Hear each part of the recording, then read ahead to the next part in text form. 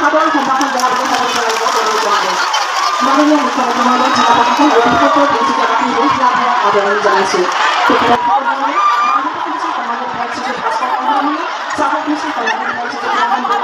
আৰু বিশিষ্ট ব্যক্তিসকল পূৰ্বতে আজি অনুষ্ঠানৰ কাৰ্যসূচী আৰম্ভ কৰিবলৈ খবৰ কেনেকুৱা আপোনালোকৰ? ভাল। ৰাতিপুৱা কেইটাত আহি পালে? বাইদেউসকল কেইটাত আহি পালে? 8টা 7টা। আপোনালোক কেইটাত আহি পালে বাইদেউ? 8টা 7টা। এইফালে কেইটা বজাত আহি পালে? 8টা। এইফালে কেইটাত আহি পালে? 7টা নে 8টা? আচ্ছা, যোনে মাকুম সমষ্টিৰ 22,070 গৰাকী মহিলা উদ্যমিতা অভিযানৰ প্ৰথম কিস্তিৰ চেক লাভ কৰিব।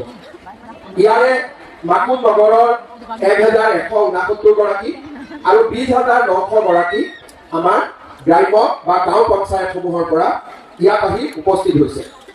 আমি আপোনালোকক জনাবলৈ পাই ভাল পাইছোঁ, আমাৰ মহিলা উদ্যমিতা অভিযানৰ চেক ভিতৰত আমি এপ্ৰিল মাহত বিহালীত আৰু ছেপ্টেম্বৰ অক্টোবৰ নৱেম্বৰ মাহত অসমৰ বিভিন্ন জাগাত এই আঁচনিৰ ধন আমি বিতৰণ কৰিলোঁ।